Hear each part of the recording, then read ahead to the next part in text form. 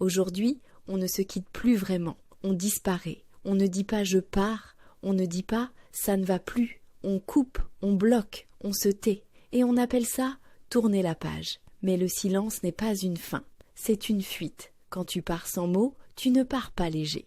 Tu laisses le poids derrière toi. Celui qui reste doit tout porter.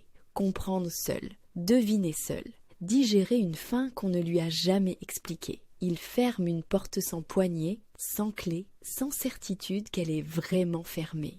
Et alors il doute, pas seulement de la relation, il doute de lui, parce que disparaître sans expliquer, ça envoie un message violent. Tu ne méritais même pas une parole. Pourquoi autant de gens font ça?